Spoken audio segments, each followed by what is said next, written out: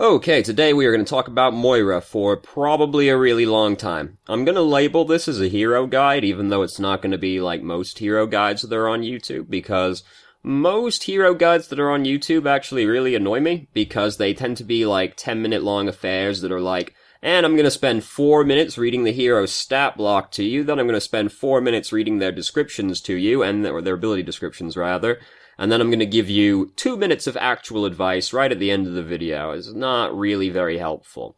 So we're not going to do any of that. We're just going to talk about Moira and how to play her in practical terms. I'm going to assume you know what all of her buttons do. And we're going to have some footage going in the background. This is a game I played. I've got a few games that I played, and I've got a few games that a friend played as well. So we're going to just go back and forth between them as we're going through. So, the obvious place to start would be, when do you want to pick Moira, and when do you want to avoid picking Moira, what she's strong at, and what she's weak at doing.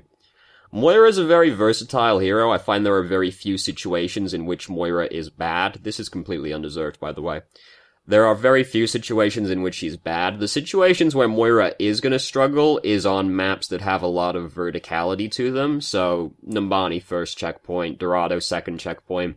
Anywhere where high ground control is really important, Moira is going to struggle because Moira herself has no vertical mobility and she has very few ways to actually help a fight that's happening on the high ground if she's on the low ground, so you can struggle in situations like that and you'd be better off picking like Mercy or Lucio or something like that. Other than that, there's not too many situations in which Moira is bad. She isn't really seen as being a solo healer. You can play Moira as a solo healer. She does main healer output, but the thing is that you're going to find it to be a very stressful experience solo healing as Moira, and I wouldn't recommend doing it unless you're already pretty comfortable playing the hero, because if you are solo healing, you're going to find yourself really stressed and really taxed, and it's going to be not super pleasant, so you'll struggle in those situations.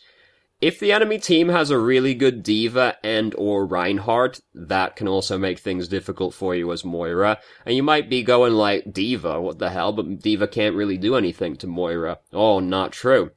Because D.Va can eat Moira's orbs, and her orbs are a very important part of playing Moira, which we'll get to later.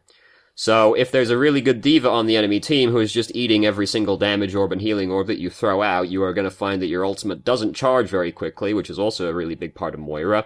And you're going to find it really difficult, actually. You're going to find your ult doesn't charge quickly, you're going to find you're not doing anywhere near as much damage, and you're going to find that in a team fight, if you need to do more damage or more healing, she's going to eat that orb, and that's going to be difficult as well. Reinhardt is a similar issue, so it's just sort of a stacking effect if they're both on the enemy team, because D.Va can eat your orbs, and Reinhardt can block your right-click. So, if there's a D.Va and a Reinhardt, your orbs are not doing anything, so you're not building any ult charge off of that, because they're getting eaten. And then Reinhardt's blocking your right-click, so you're not able to recharge your resource very quickly, and you're not being able to do any damage, so you're not able to generate any ult charge off of that either, and you can end up just finding yourself really starved of any kind of resources if there's a Reinhardt and a D.Va on the enemy team. It's not like it's impossible to play Moira against those heroes, especially if the players are not super good. But you can find that you'll struggle in those situations. That's kinda it, really. I've yet to find a situation in which Moira is absolutely terrible. Honestly, she is usually just fine, at the very least. Vertical maps are going to be the things that are the biggest issue. Can be a little bit of a problem if your team is dive comp-ish, because Moira has trouble supporting heroes that are on dive comps, because you know, Tracer, Genji, Pharah. Moira can't really do very much to help those people because her healing is relatively short range, so can be difficult. It's not the end of the world, because Moira herself is quite an aggressive hero, but it can be difficult with dive comp as well. So, what's Moira really good at? Moira is really awesome if you have a triple tank lineup, for the exact same reason that Ana is really good if you've got a triple tank lineup, and that is that her ultimate will build even faster. Cause Moira's ult already charges really fast, and she puts out a lot of healing. So, if you've got 3 tanks, And she's debatably better at this than Ana as well, because Moira's healing is AoE, so she can, whereas Ana is largely single target. So she's debatably better at it than Ana. But your ult just charges really fast, because there's always someone to heal, and they can make a lot of space for you. It's very hard to dive on you when you're using your ultimate, because you are kind of vulnerable while you're using Coalescence, surprisingly enough. So she's really good with a triple tank team. As far as, like, other supports that go with Moira, the thing is right now is that Mercy is still basically a must-pick hero, so obviously the best other support to have on the team with Moira is a Mercy. But if we're talking about, like, actual synergy, I find the most helpful person to be the other healer is Ana, because it's really, really hard to kill a team that's got an Ana and a Moira on it, because if everybody's got the grenade buff on them and then Moira just sprinkles her healing throughout the team, they don't die. Like, it's just absolutely ridiculous amount of healing that team can put out, so it's just really hard to die. But of course, Mercy is still basically a must-pick hero, so Moira Mercy is pretty much the best comp you can have. But Moira Ana, really, really annoying to actually kill that team. And then Moira plus Zenyatta or Lucio is also fine. It's just really aggressive team. You gotta be ready to fight people and kill people with that kind of team comp, you know? So, those are the situations in which she's really good or really bad. She's a very versatile hero, so it's very rare you'll pick Moira and be like, oh, this is absolutely terrible, but it will happen sometimes. So, now, how do you want to play Moira? Well, this is going to be where people struggle the most, especially if you were already a support main before Moira, because suppose you were a Zenyatta or a Mercy main, you're used to basically playing like a bitch, because that's how those heroes kinda are. You're just trying to stay alive, really. And I mean, you're trying to do that as Moira, obviously, but Moira actually has to be played aggressively, because if you aren't playing Moira aggressively, you aren't building up your ultimate as quickly, and also you're not going to recharge your resource. To put it into perspective, Moira's resource for healing, assuming it's full, you have 9 seconds of healing, and assuming it's empty, it takes 45 seconds to regen to full. But then obviously doing damage with your right click speeds it up. Your damage orb does not refill the resource, contrary to how some people think it operates. So you do have to play Moira aggressively. You basically always want to be right behind your front line. You don't want to be the front line. There is a difference between these two things. You always want to be behind your Reinhardt or your D.Va or whatever you have, because you don't want to be the front line as Moira, because Moira she has a 6-second cooldown movement ability, same as Winston, yeah, but she doesn't have Winston's HP or his bubble, so if you get caught while Fade is on cooldown, you're gonna die, so you always want someone between you and the enemy team. But you do have to play Moira aggressively. And very underappreciated part of why Moira is so strong is because of her orbs. Her damage orb specifically, her healing orb is less good than the damage orb. And the reason for this is that it's basically really hard to get full value out of the healing orb. Unless, like, your entire team is really low HP and, like, really tight together, it's not gonna heal that many people, and you're not going to get the full value out of it, whereas it is very easy to do 200 damage to the enemy team with the damage orb. And if you do the full 200 damage, oh god. If you do the full 200 damage with Moira's damage orb, you get 10% ult charge, so the damage orb is really important. You basically want to be throwing the damage orb out on cooldown, because that's when you're going to find that you actually do a lot of damage, and when your ultimate starts building really fast is when you're actually, like, using your damage orb really efficiently and getting the full value out of it as much as possible. And Moira is this way where she doesn't have she does have a big impact, but it's a very subtle impact. Like, she doesn't have a big impact the same way Genji does, where he goes in with Dragon Blade and kills the entire enemy team and then gets play of the game, right? Moira puts out very big numbers, but oh, Jesus Christ. But, I don't know why it's doing that suddenly. But she does put out very big numbers, but it's about being very efficient over a very extended period of time, and then suddenly you look at the end of the game and it's like, oh shit, I got 5 gold medals, look at that.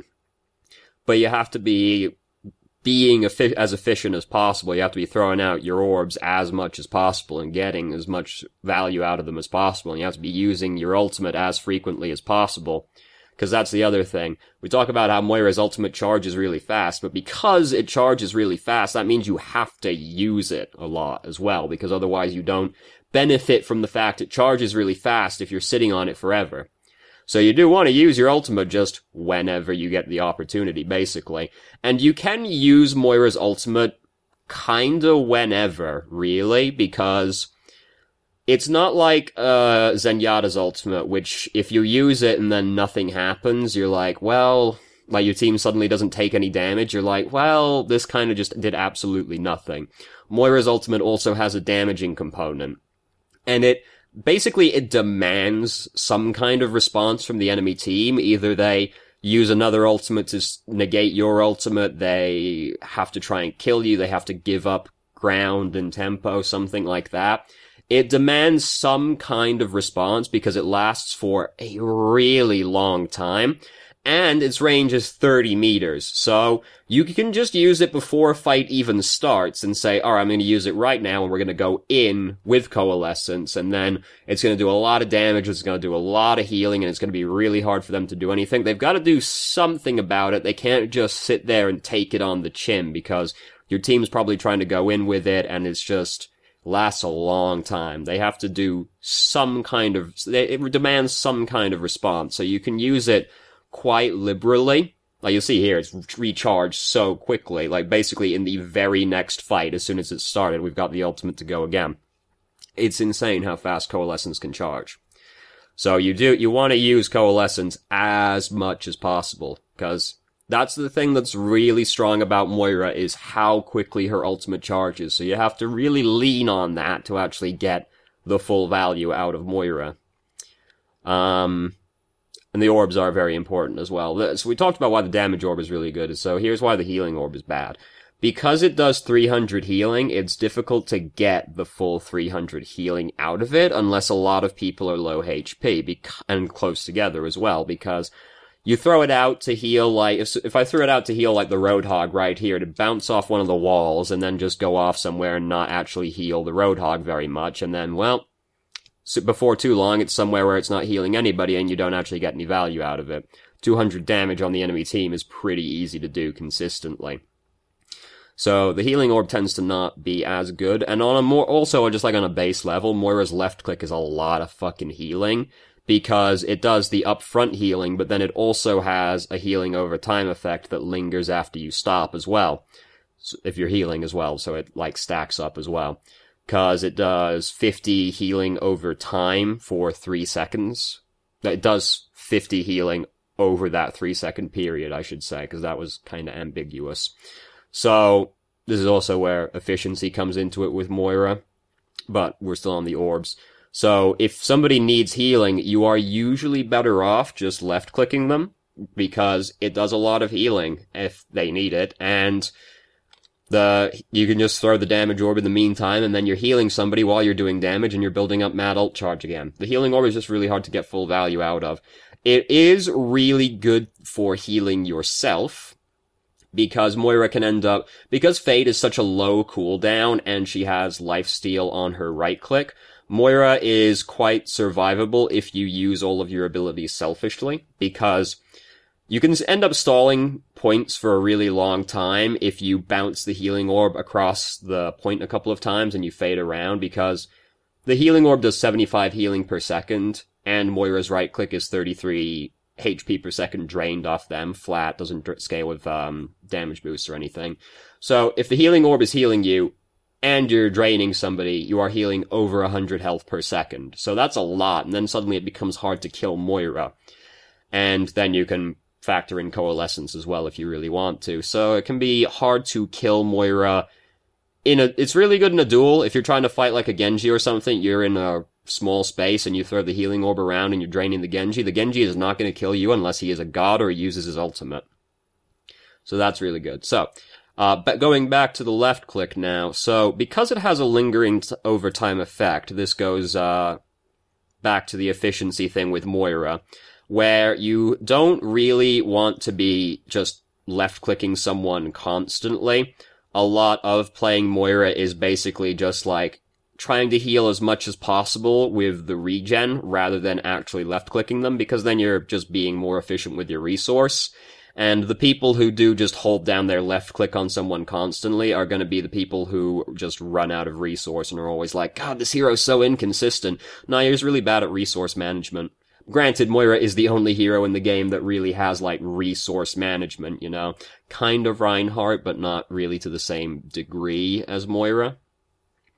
So, you want to just try and do the healing over time as much as possible. If somebody's in a fight, then, yeah, you just left-click the person, because suppose your tank is, like, getting killed by somebody, you just hold the left-click over them and heal them for a lot of health. Yeah.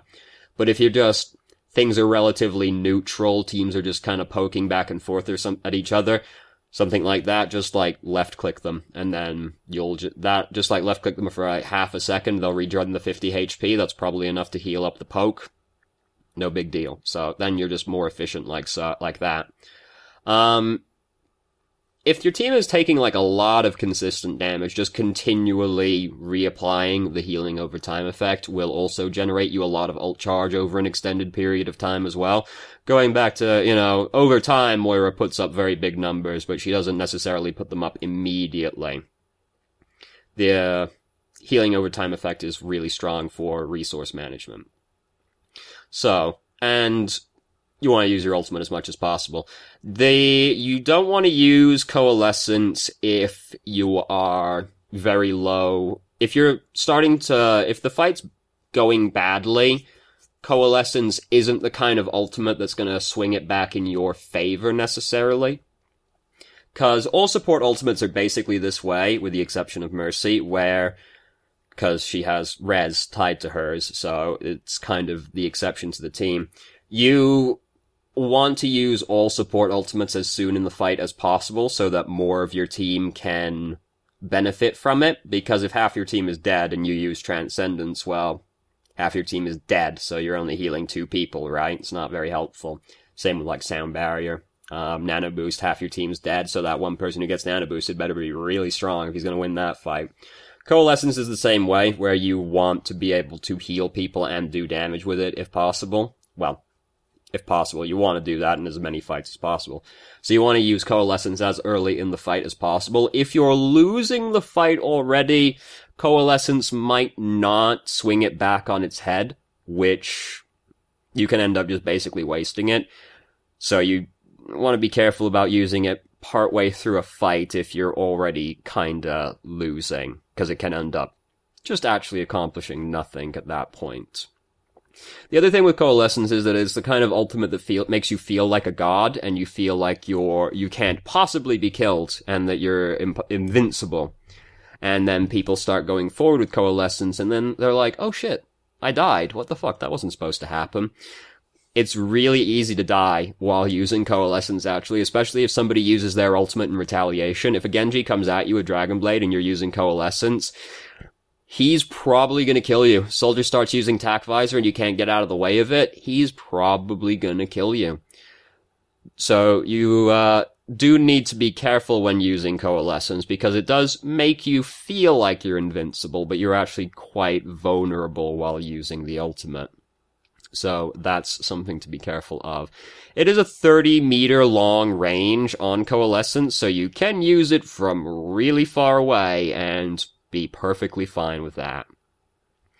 Because, fuck, it's really hard to hit somebody that's 30 meters away, you know? You think about how long 30 meters are. There are places, but there are not very many places in the game where you can actually be 30 meters away from somebody without just being out of line of sight. Like, it's very long. You can, obviously, be that far away, but realistically, most situations, so you're not going to be thinking, oh, this dude is just out of range of Coalescence, god damn it, come back here. It's not going to be something you ever really find yourself thinking when you use that ultimate. So, That's sort of, and then Fade is the last thing on Moira's kit, and because it has a 6-second cooldown, you can use it quite liberally, and this is part of why I think Moira is able to be played so aggressively, is because Fade is on such a low cooldown. It's a fantastic ability. I sort of expect Fade to be the thing that gets nerfed, but I feel like if Fade gets nerfed, Moira is going to have a really hard time working, because suddenly you'd have to play a lot more cautiously, and that'd make it really hard to play Moira. Fade is a fantastic ability, though. It's basically just a better Wraith form, because you move really quickly, you're invisible while it's happening, and you're also invulnerable, so you can use it to dodge ultimates, which is pretty important as well, because suppose the enemy Reinhardt starts using Earth Shatter and your Reinhardt isn't there to block it, it's okay, you can just use Fade. Doesn't matter if it still hits you while you're in Fade, because you're invulnerable, you will not get hit by the Earth Shatter, so there's that. You can use it to dodge Diva ultimates, things like that as well. And the timing on it is not as strict as you might imagine it to be, because Fade actually almost lasts for almost an entire second. It lasts for, I believe, 0.8 seconds. So it's not actually that hard to dodge a Diva ultimate or something like that with it. And it'll quite often save you from a Dragon Blade as well, because you turn invisible, so Genji kind of has to be paying attention, really be paying attention, or he has to guess really well on where you're gonna go, and then he has to actually kill you. Because then you, fade away, you throw the healing orb, and then you start draining and moving away. Or you might fade away, start using Coalescence, and then you've got the move speed buff from that, and then Genji's gonna actually have a really hard time catching you.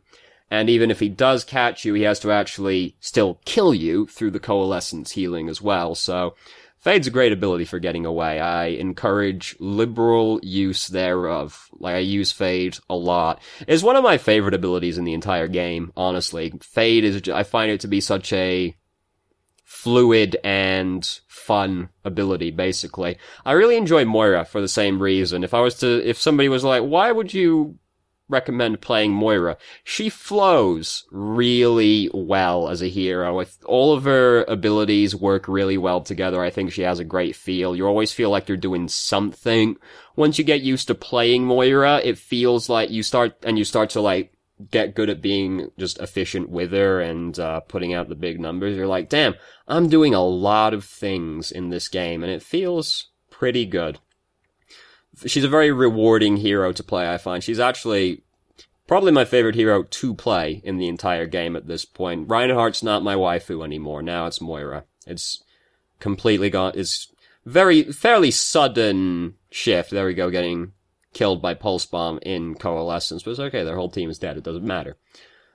These games are by no means perfect, by the way. So, as you may have already noticed, but even though the games are not necessarily that great, still putting out pretty big numbers. It's just about being really efficient and making sure you're always doing something. That's the biggest part of playing Moira.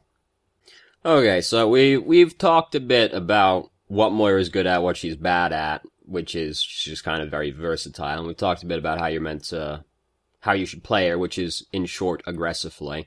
People will struggle with that part, finding the balance between playing aggressively and playing defensively, especially if you already played Mercy or Zenyatta, because you're used to playing really defensively, and now suddenly you have to play aggressively, and that's going to be hard for you. So, what would you classify Moira's role as being in a team is the next part, and Moira's really good at, she's a support that applies a lot of pressure, and she does a lot of zoning, as well as she's very good at applying pressure, is the big thing with Moira, because you don't really appreciate the damage orb until you play against Moira who is using it really well. It's just really annoying as an ability. It forces, because you see it floating towards you and you're like, oh god, no, please, I really don't want to get hit by that. And you know it's building her ult that builds really fast, and it's just, oh god, please, no. And it's just one of those abilities that applies pressure, and there's really very little trade-off to the Moira other than using a relatively low cooldown that she's getting a lot of value out of anyway. And it applies pressure to the enemy team, because you throw it through the enemy team, it goes through shields, and suddenly they're like, oh god, please, and they have to position around it, they try and avoid it, the healers have to try and heal it up. It applies pressure to the enemy team. If the enemy team's got like a bastion or something behind a bunch of shields and you start throwing orbs at them as Moira, the bastion's gonna start moving. He's not gonna want to, he's gonna hate it, and it's a lot like Symmetra orbs. If you play against a Symmetra, you start playing the game and you see the orbs coming towards you and you're like, I just really don't want to have to deal with this. Imagine now then if there were less Symmetra orbs overall, but they had this AoE effect around them. And that's basically what Moira's damage orb does. And it's just really annoying. And then we talked about how Coalescence demands a response from the enemy team. That's Moira applying pressure again, because she starts using this ultimate, and the ultimate is going to last for a pretty long time, and you have to do something about it. You have to try and stop her, you have to try and kill her, you have to give up ground, you have to move out of the way, you have to do something. It applies pressure again, it forces players to do something, it forces them into a different position, and it makes people panic in a lot of positions. The Zenyatta sees that you start using Coalescence, his response might be, oh shit, and then he might start using Transcendence, because he's like, oh fuck, now they're using their big ultimate. Here's an example of surviving for far longer than any right is really deserved to have.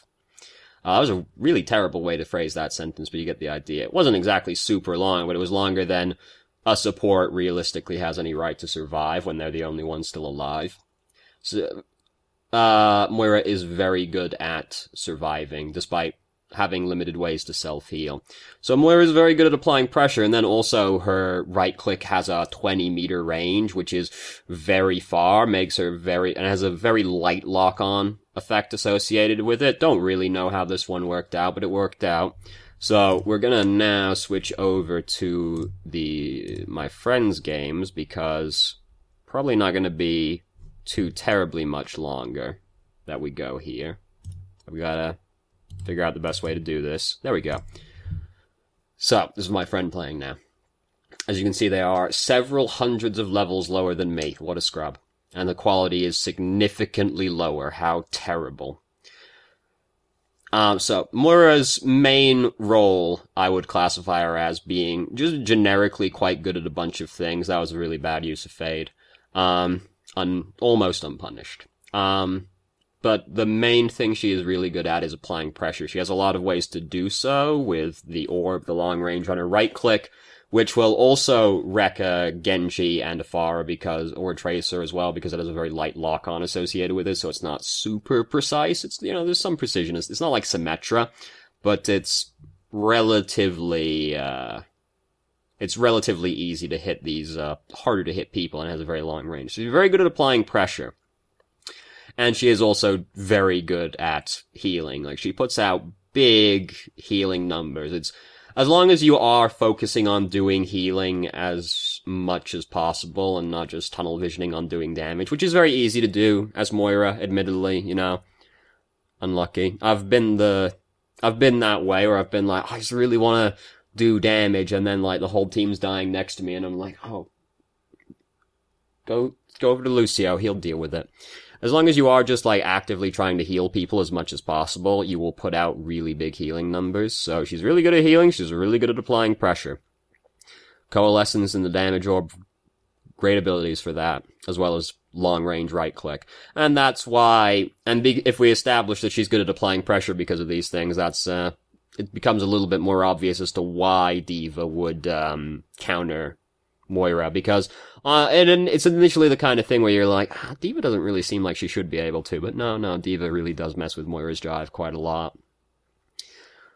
So, so now the ultimate question right at the end would be to ask, how do you win as Moira? Every hero has a way that they win the game, and like Genji, you go in with Dragon Blade and you kill the enemy team. You do a lot of poking and you apply a lot of pressure.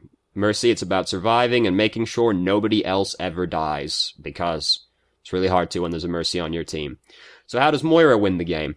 Moira wins the game, and this is what I'm saying about Moira having a subtle effect. And this is why, some people are like, Moira's completely useless because she doesn't have a very big, flashy way of winning the game, necessarily. She wins the game by being really efficient and always making sure she's doing something, and by virtue of doing that, she builds up her ultimate really quickly, and then you use your ultimate a lot of times, and that's how you win the game as Moira. It's unsurprisingly, considering this is Overwatch, it's basically all based around Moira's ultimate, because that's the thing that's strong about her, the charge rate on her ultimate. So, if you've got a really low win rate in Moira, and you're like, well, why is that? The answer is probably that you're not leveraging your ultimate enough, because that's how Moira wins games, is through frequent and liberal use of coalescence. She doesn't really have very many other ways to win the game outright, because all of her other effects are pretty subtle. Her right click only does 50 damage, so baseline on a 200 HP hero is going to take 4 seconds for her to kill him. Assuming no outside interference and, the orb hasn't hit her or anything like that.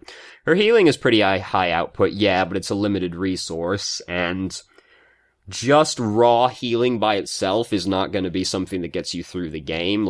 All the other, you could argue that's how all supports win the game, is by healing people. Yeah, but they all have something else that they do. Lucio makes you fast, therefore easier to kill the enemy teams. Zenyatta makes you do more damage. Mercy can fix other people's mistakes. Ana has a lot of things that are strong with Ana. At least on paper, anyway. Moira, just raw healing by itself, even if it's really big healing, is not enough. You need to be able to do something else, and Moira's something else is applying pressure. And the best way she can do that is with her ultimate. So, now that we've talked about all those things, what are some common mistakes that one would see with Moira? And one of them I've actually seen a couple of times while this has been going on in the background, and it's with the healing orb specifically. With orbs in general, you typically don't want to throw your orbs vertically as much as possible, because you want the orbs to stay around as much as possible. So if you try and aim it up or down, it's going to bounce up sooner or later. If you throw it up and it bounces off the wall, oh, there it goes. If you throw it down, it's going to bounce off the floor, and then, oh, there it goes. And then it's suddenly not being very efficient. It's going to not do very much. It's not going to get the full value out of it. So you want to try and keep it horizontal. If you played Ana, muscle memory is going to really fuck with you on this one, because your gut reaction to danger being on you is going to be throw grenade at feet. So then you're going to throw the healing orb at your feet. It's going to heal you 75 HP, and then it's going to float away into the sky. And it's not going to be very helpful anymore. So you actually want to bounce it off walls and try to avoid and keeping it horizontal. You don't want it to go up ever, basically, because as soon as it starts going up is the point where it's going to start doing less, and we want the orb to do as much as possible. We've already established multiple times it's pretty important. So that's a very common mistake. Some other common mistakes we've kind of already covered, because they would include things like not using the damage orb very frequently and not leveraging your ultimate as much as possible. The other thing is that I see people play Moira way too aggressively, and they start trying to be real fancy and start trying to flank, because they're like, oh, Moira does damage. Look at this. I've got gold damage. How about that? Well, yeah, you've got gold damage, but what does that really necessarily do for you? Moira's not very good at actually, straight up killing people. She does a lot of damage over time, but she doesn't do very much upfront damage, right? If you've got the damage orb on someone and it does the full damage and you're right-clicking them, you can kill a 200 HP hero in 2 seconds. That's pretty long, honestly. It might not sound like it when you think that, McCree can just shoot you in the head and you're basically dead. Moira takes a long time to kill somebody. She doesn't have very much just raw killing power. So the people who are I've seen a lot of people try and do these really fancy flanking plays with Moira, and it's not going to work out. You're playing a support. You have to actually support your team. Be like if you saw an Ana go off trying to flank people so that she can slip the sleep dart in and trank the Reinhardt and then shoot the back line. Like, you'd be like, Anna, what the fuck are you doing? It's the exact same thing with Moira. And then similarly, a lot of people do this with heroes, where they try and do the flanking plays with their ultimates when they aren't really meant to do so, like, Soldier or McCree, and they're like, I'm gonna spend 1,000,000 hours walking around the backside of the enemy team so I can flank them with Deadeye, and I died. The Coalescence is the exact same way. I have seen a lot of people try to flank with Coalescence. What's the point? Honestly, it goes through barriers and it has a 30-meter range. If you need to flank to get in position to get a good Coalescence off, you've got some really big problems going on there, honestly. Look at that, he just can't catch up. If his dash is down and you're Coalescencing away, like, you're too fast for Genji to catch straight up. He has to dash after you. Like, I don't understand that. I've seen, like, a lot of people try to flank with Coalescence. It makes actually no sense when you think about the ability. 30-meter range can't be stopped by anything other than killing Moira, I guess. Doesn't make any sense. So very common mistake. See people do it a lot, even though it makes absolutely no sense for them to do so. People do very strange things in Overwatch. I don't know if you've noticed, but people out there, they do weird stuff. So, other common mistakes, those are like the biggest ones, really. The other biggest one would be playing too far forward, which is, you want to be with the front line, you don't want to be the front line, which might sound like it's basically the same thing, but it's not. You see people, very common, you'll see Moira in this kind of position where they're outside of a choke point, and they'll be like, going in now, and they'll fade around the side and try to do some damage or like make some big play happen, or just try to like advance in. And then they get caught while fade is down. And guess what? They die. Because after fade is down, you're pretty easy to kill. I guess I'll just say misuse of fade in general would be the biggest thing, because if you use fade poorly, you can very easily end up getting killed, because you haven't got much else. Like, and it's very easy to die this way. Like, you see the Roadhog who's looking at you, and you're like, oh no, he's gonna try and hook me, and you use fade, and then he's like, alright, waits for you to come out, and he's like, well, you can't do that again, and then he just hooks you.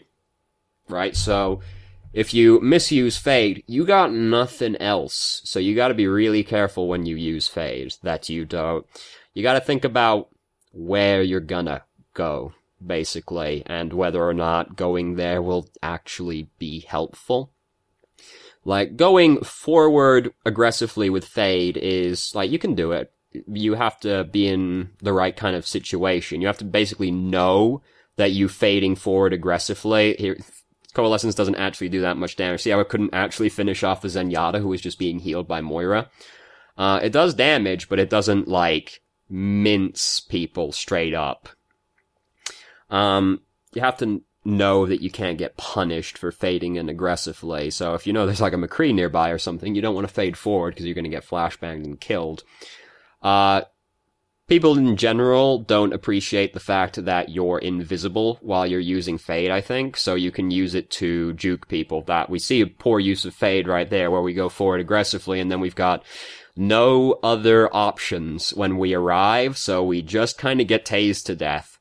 6 seconds is really low for a movement ability, but if you use it badly, 6 seconds is still plenty to get killed by. We can look at Winston for plenty of examples of being punished for jumping in poorly and then not being able to jump back out again.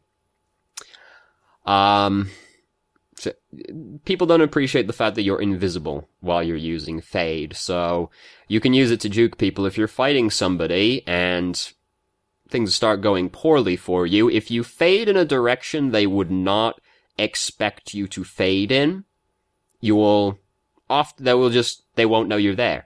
Like, somebody's trying to kill you, and going past them would put you closer to their spawn. They will typically not expect you to go that way. So if you fade that way, they will not find you, typically, because you were invisible when you were doing it, and they're like, well, where'd he go? I don't understand. People don't tend to assume you're gonna go what would, typically, because people's gut reactions is always, I want to get to safety, so I'm going to get closer to my spawn, so I'm going to back out. And so if you actually fade forward, you're invisible, they won't find you. So, works more, again, you have to know that you're not gonna get killed for having gone forward with the fade, but you can juke people like that. Fade is also good because it can get you out of Graviton. This came up because we were in the Graviton a second ago. Transcendence was happening there, so didn't matter because Transcendence is really good against Graviton. But you can fade out of Graviton. She is one of the few heroes in the game that can actually get out of the Graviton, because she is invulnerable while using Fade, so she can't technically be affected by CC. So she can just leave. Which is the same reason that Orisa can leave, not because she's invulnerable while she's using Fortify, but because she is CC immune while she's using Fortify, so you can just walk out. No big deal. Coalescence is also pretty good against Graviton, because it is AoE healing. Quite a lot of it. Not absolutely obscene amounts of healing, but it's quite a bit of healing. It's not like a straight-up defensive ultimate. Like, it's not as good as a defensive ultimate as Transcendence is, because Transcendence is the best defensive ultimate in the game. But it is a defensive ultimate, and this is the trade-off you make. It's not as good as a defensive ultimate, but it has an aggressive component to it, which Transcendence doesn't have.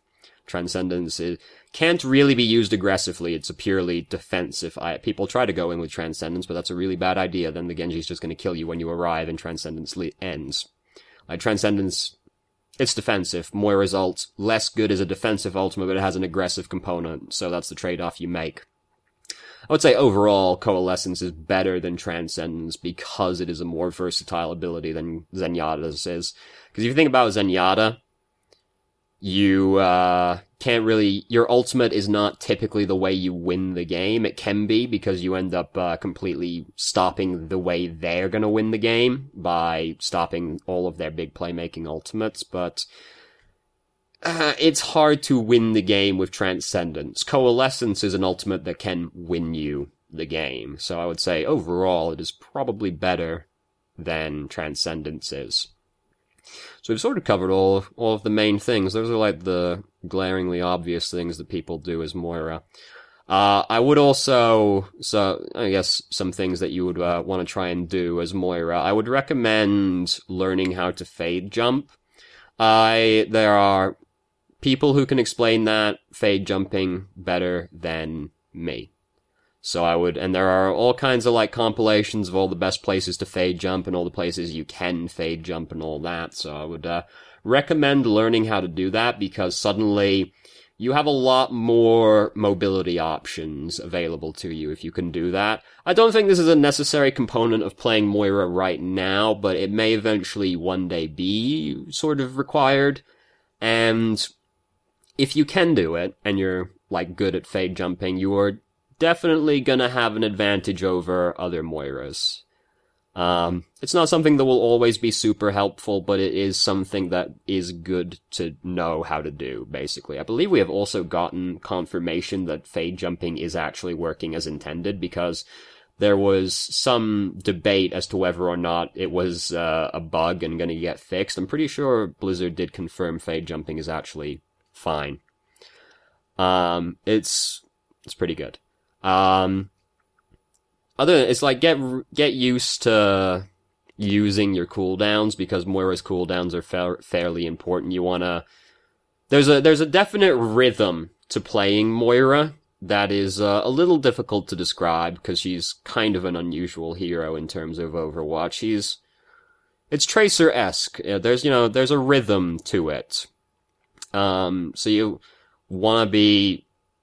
you need to have a handle on your cooldowns to really get that rhythm down. Like, you need to be aware that, like, oh, my orb's about to come up, so I'm gonna come over here now so I can get into a position where I can throw the orb as soon as it comes up into a direction that's actually helpful to throw it. You need to be like, alright, my fade is coming off cooldown soon, so that means I can position a little more aggressively now because that's going to be up soon, so I can overextend a little bit to try and heal this person because I have my very good ability about to come off cooldown, that kind of thing. And then it's hard to count an ultimate as a cooldown, seeing as you have to actually, like, generate it, but sort of getting a feel for the right time to use Coalescence is a little bit difficult because it is something you can get punished quite hard for if you don't, if you decide that you're going to use it at the wrong time, because you are actually surprisingly vulnerable while doing it. Slight efficiency thing, if you think you are going to use Coalescence in the near future, try to throw your damage orb out right before you use Coalescence, because you can't use the orb whichever orb you're going to use. You can't use your orb while you're using Coalescence, so if you throw it out right before you start using Coalescence, when you come out of Coalescence, the cooldown's going to be up again, or very close to, rather. It's one of those slight efficiency things that can make a difference. So if you're going to ult as Winston, you kind of want to try and put your bubble down before you ult, because you can't use your bubble while you're ulting, so that way the cooldown isn't just sitting there unused for an extended period of time, basically. Slight efficiency thing. Getting used to bouncing your orbs is very important, because you need to... It can be unintuitive at times as to how exactly it's gonna operate, because some geometry is a little bit weird in how it reacts to Moira's orbs, because like I can think of an example, which is the guardrails on the first point on Route 66. They have slight bump in them, so if you, because this curves in, out, in, so if you're gonna try and bounce it off that, it's a little inconsistent because there's this slight curve to it that is hard to see the exact edge of it on. And then the rocks as well on Route 66 are a little bit awkward. That might just because I have trouble seeing the exact edge on them, but I'm also colorblind, so that might be slightly more specific to me. So the moral is some geometry interacts a little bit weirdly with Moira's orb, so getting used to that is also gonna be important for getting value out of Moira, because if you have no idea how the geometry is gonna work, you're gonna throw it and you're gonna be like, oh, this is gonna be great, and then it's gonna hit the divot and it's just gonna go off into the sky. And it doesn't always, it seems like it should be obvious how it works because it's simple geometry, or simple trigonometry is what Moira says, but you'd be surprised how oddly it can interact. I know just the box right over there has this weird curve on it that doesn't react exactly how you would think the orb is meant to react to it. It can geometry's a little inconsistent in this game. You can ask Doomfist all about that, because yeah, it hits the wall at the exact slight wrong angle, and they're just gonna slide along the wall, even though their skull should have absolutely been cracked on it. See, Genji has a lot of trouble suddenly killing people with Dragon Blade using Coalescence. You can use it defensively. It's a defensive ultimate as well as an aggressive ultimate, which, Moira's a very versatile character. She's like the Mario of the support category. She is always okay. She's very rarely bad. She's very well-rounded. Though, difficult to use. I would say she is the most difficult support to use, because there's a lot of things that go into playing Moira. I guess this is kind of going to be the last thing that we talk about Moira, because at this point we're starting to tread old ground again, and that's probably only going to get worse as time goes on.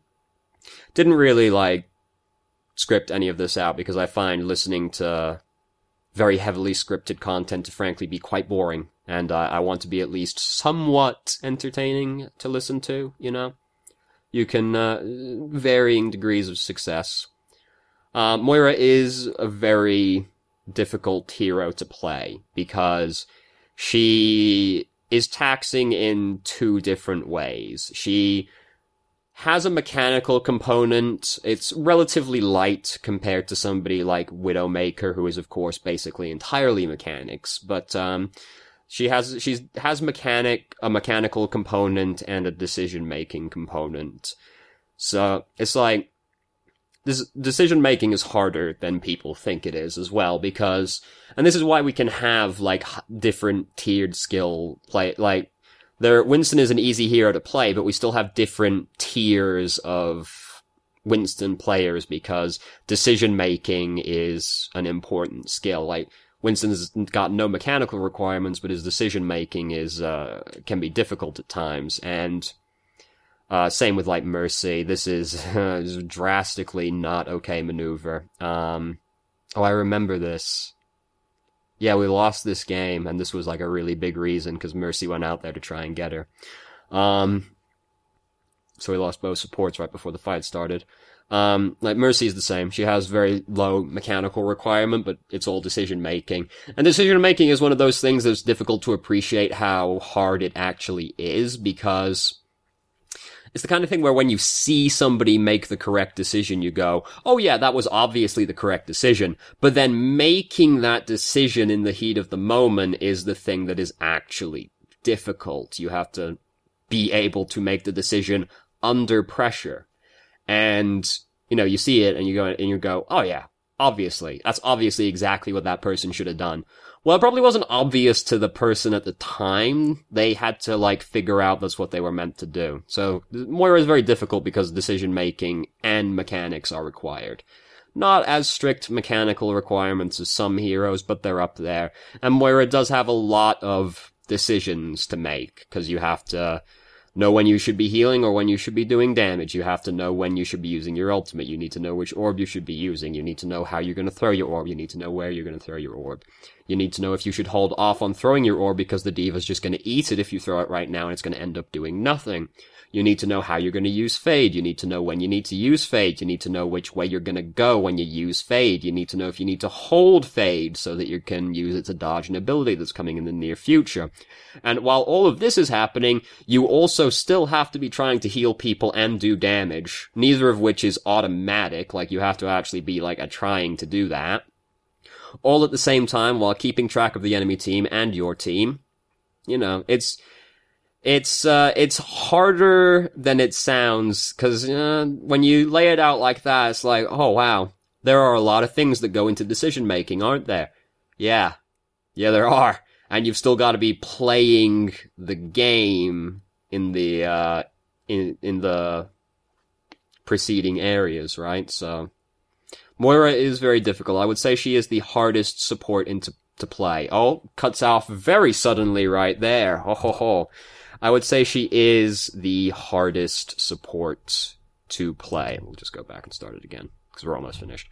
She is the hardest support to play. You could argue Anna is harder to play because of basically the same reason, where she has the mechanical component and the decision-making component, and you can kinda argue on which one is harder or easier. I would say Moira is harder, mostly because she has to play more aggressively than Anna does, which puts you under more stress, basically, while you're doing all of this.